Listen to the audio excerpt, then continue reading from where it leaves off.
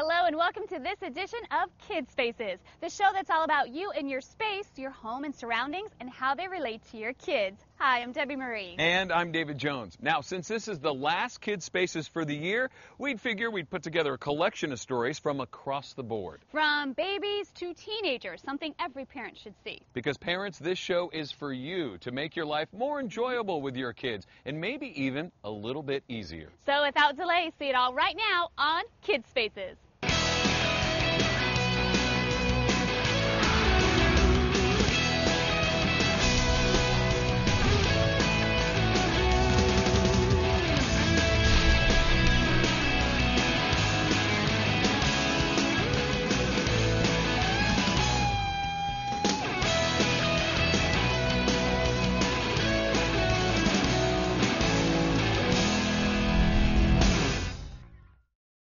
All right, Debbie, we've already addressed the teenagers on today's show. What do you say we go for something a little bit smaller? Yes, the babies. Having a very clean and healthy baby is important to all mothers. And we're going to show you something that's going to make for a very happy baby. Here's Jody Darren.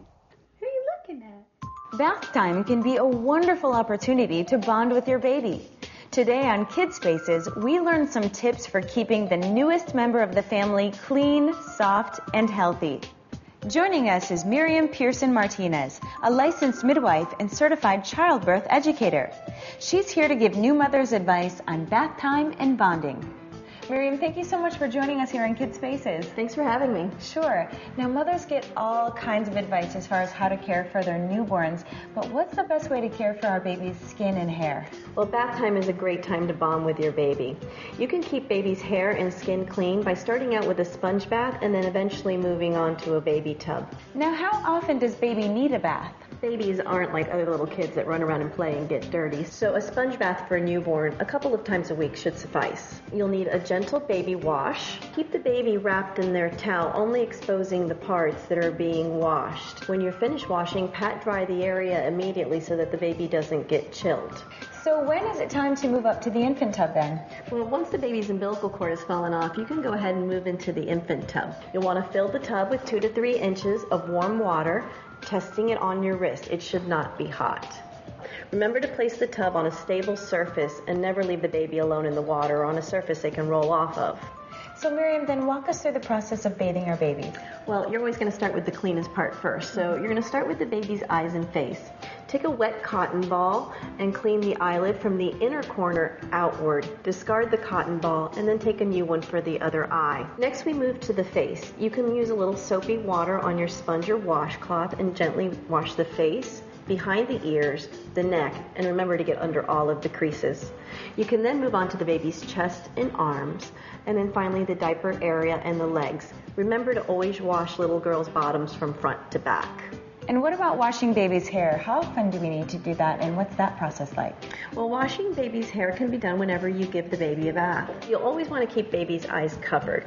You can tip the baby's head slightly back, use a soapy washcloth in circular motions around the head, and then use some clean water to drizzle over the baby's head to rinse.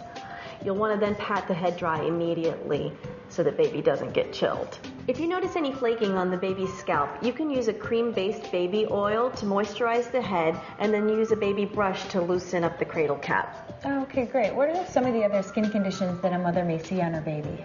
Well, baby's skin doesn't always look perfect. Their thin skin can often be transparent and lead to a red, blotchy look. This is normal. Baby skin can become cracked and dried, so you can use a gentle baby moisturizer to soften the skin and hold the moisture in.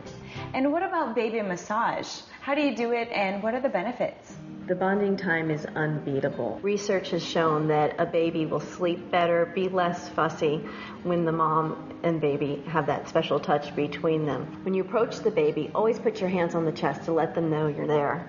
All you'll need is 20 minutes, a warm room, and a cream-based baby oil. And then you can move down to the legs using a very gentle squeezing motion starting at the thighs down to the ankles.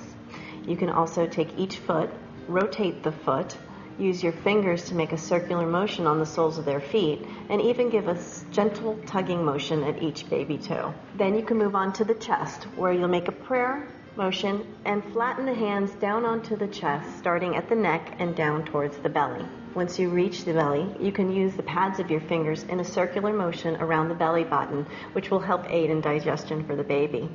Then you can move on to the arms using that same squeezing motion you did on the legs. Rotate the hands. Use your fingers on the palms of the baby's hand and the gentle tugging motion on each finger. You can then move baby onto his tummy and use your thumbs to make circular motions down the baby's spine. Great, and baby will absolutely love it. Babies do love it. If baby becomes a little fussy, you can take a break or use a lighter touch. Excellent. Miriam, thank you so much for this great information. Thank you. To get more bath time and baby care tips, as well as information on where to find Baby Magic products, visit babymagic.com. If you'd like to review this segment, Clean Baby, Healthy Baby, then go to our website at designingspaces.tv and click on Kids Spaces. And you'll also find a link to the Baby Magic website. For Kids Spaces, I'm Jody Dombrowski. Well, thanks for joining us today, and be sure to check out our holiday shows. They're good for kids of all ages. That's right. More Kids Spaces next year, and like Debbie just said, more Designing Spaces next week. I'm David Jones. And I'm Debbie Marie. We'll see you next time. Bye-bye. You can visit these websites to learn more about the participants on this edition of Designing Spaces.